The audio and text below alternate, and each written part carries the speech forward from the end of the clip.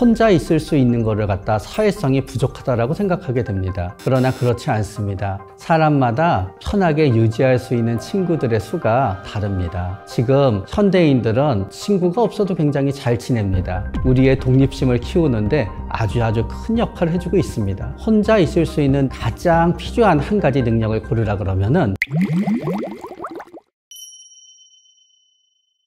정신건강의학과 전문의 최명기입니다. 많은 사람들이 나이가 들면서 친구가 줄어들게 되는 거로 고민하게 됩니다. 일정 부분은 정상적입니다. 나이대에 따라서 또 그 이유는 조금씩 달라집니다. 30대, 40대부터 생각해 보면은 과거부터 쭉 사귀던 친구들은 바빠서 못 만나고 결혼을 하고 안 하고에 따라서 삶의 패턴은 달라지거든요. 그러면서 멀어지게 됩니다. 50대 중반이 되면은 직장 생활이라든가 사회생활을 하면서 만났던 친구들이 저절로 줄어들기 때문에 그게 친구가 줄어들게 되는 커다란 계기가 됩니다. 80대 이후를 생각해 보잖아요. 쭉 오래된 친구인데 어쩔 수 없이 나이가 들고 걸어 다닐 수 없게 되면 한 명 한 명 친구가 줄어듭니다. 이거와 예외적으로 사는 환경이 달라지게 되면은 친구와 멀어질 가능성이 높아집니다. 물리적으로 가까워야지 그 친구를 자주 만나게 됩니다. 그런데 사는 환경이 부의 정도라든가 거주 환경이라든가 수입이라든가 그런 게 많이 차이가 나게 되면은 서로가 서로를 갖다 불편하게 여기는 경우가 있습니다. 차이가 나고 얘기할 게 줄어들고 서로 상대방을 혹시 힘들게 하는 게 아닌가 하다가 보면은 또 친구와 멀어지게 될 수 있습니다. 인간관계에 집착하게 되면은 어려운 일이 발생합니다. 어렸을 때는 한 동네에 산다는 것만으로 그래도 쟤도 우리 친구야 하는 게 성립이 됩니다. 직장을 다니게 되면은 그래도 한 직장에 다니니까 동료야가 성립이 됩니다. 그러나 나이가 들게 되면은 중거 집단이 사라지게 됩니다. 그런데 인간관계에 집착을 하게 되면은 나는 계속 새로운 친구를 사귀기 위해서 노력하게 되는데요. 나이가 들어서는 자신의 주관이 뚜렷하기 때문에 그저 아무 이유 없이 전혀 나랑 맞는 게 없는데 나랑 친구가 되기가 무척 어려운 거지요. 그러다가 보면은 내가 그 사람의 억지로 맞추건 그 사람은 억지로 나에게 맞추게 하려고 하건 갈등이 일어나게 되고 우리는 매우 힘들고 괴로워지게 될 수도 있습니다. 친구가 많은데 불행한 사람이 있습니다. 어떤 사람이 외향적이고 적극적이고 부정적이라고 생각해 보게 되는 거예요. 그 사람은 사람들을 만나기만 하면 다른 사람 욕을 합니다. 사람들은 그 사람을 전부 다 미워합니다. 그러면 말을 안 하고 거리를 두면 되는데 본인은 사람들이 좋기 때문에 계속 사람들을 만나러 다닙니다. 비록 외향적일지 몰라도 부정적이기 때문에 인간관계로 어려움을 겪게 됩니다. 차라리 내향적이고 소극적이고 부정적이면은 별다른 말을 하지 않고 마음에만 담아두기 때문에 내 인간관계는 그다지 나빠지지 않습니다. 그런데 외향적이고 적극적이고 부정적이잖아요. 끝까지 자기 얘기만 하고 험담을 하면서 본인도 괴롭고 주위를 더 괴롭게 하는 일종의 폭탄으로 활동하게 됩니다.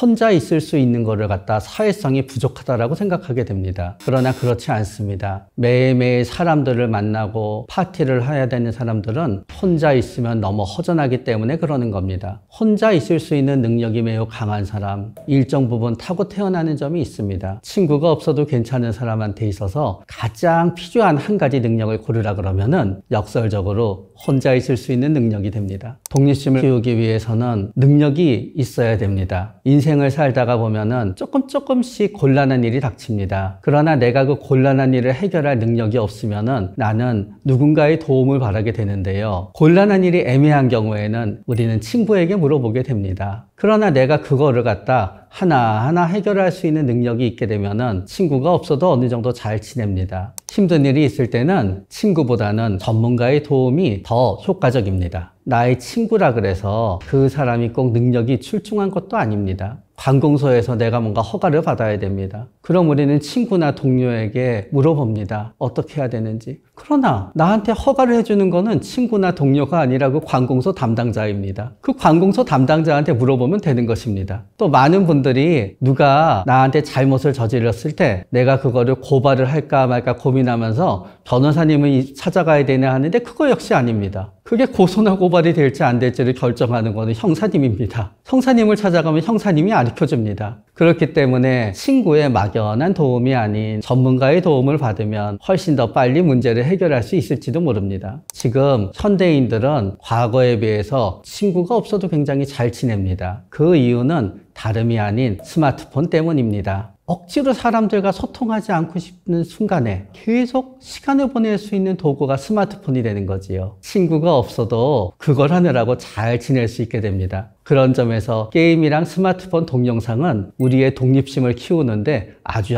큰 역할을 해주고 있습니다.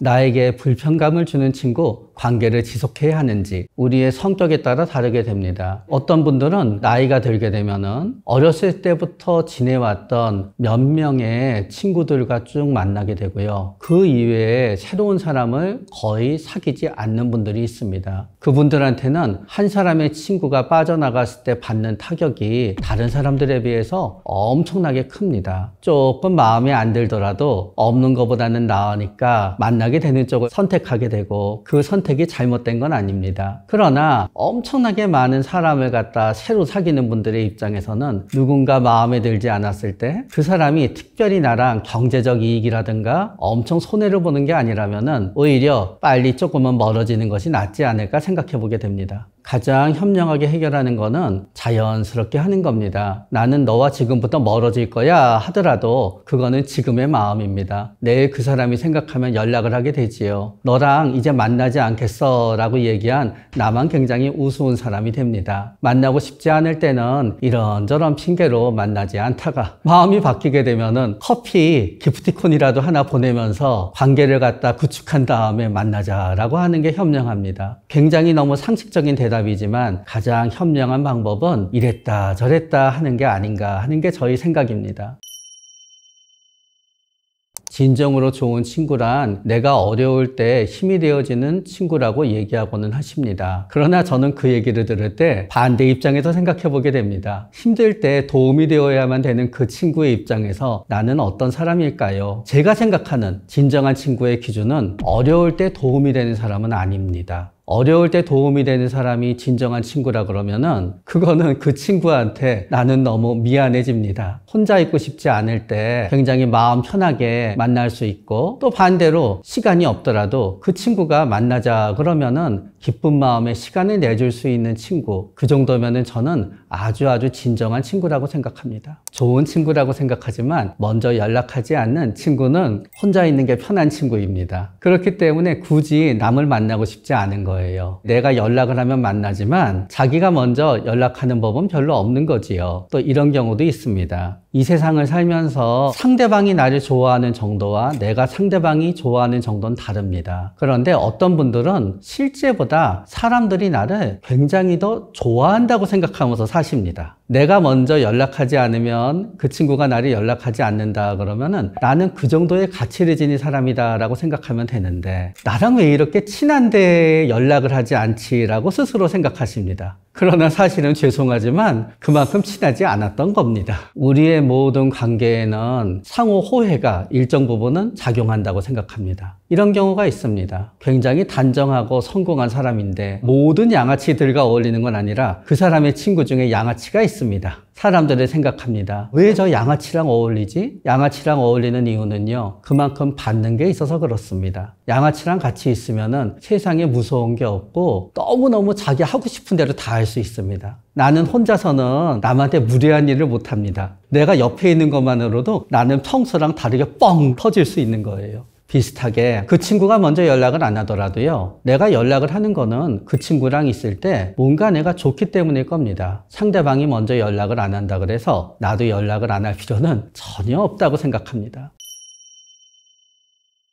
인간관계에서 현타가 올 때는 이런 마음가짐을 가지는 것이 좋습니다. 그렇게 할 수밖에 없었다라고 생각하면서 나를 비난하지 않는 것입니다. 모든 거를 결과에 의해서 생각하고는 합니다. 가장 최근의 결과를 놓고 과거를 역으로 해석합니다. 그 사람을 만나서 이런 결과가 될 줄은 알 수가 없었습니다. 그렇기 때문에 이런 결과가 되고 나니까 우리는 그 사람을 만나면 이런 결과가 될 수밖에 없었어 라고 필연적으로 생각합니다. 그러나 약간의 행운과 약간의 불운과 약간의 불확실성이 개입했으면은 그 사람과 지금 이렇게 되지 않았을 수도 있습니다. 뇌는 이 지구상에 있는 대부분의 AI의 뇌보다 훨씬 똑똑합니다. 그렇기 때문에 내가 하는 모든 행동은 그 당시로서는 최선의 선택을 한 것입니다. 최선의 선택이 최악의 결과를 가져올 수도 있고 최악의 선택이 최선의 결과를 가져올 수 있지만 그 당시로 돌아가 놓고 보면은 최선의 선택은 여전히 최선의 선택이며 최악의 선택은 여전히 최악의 선택입니다.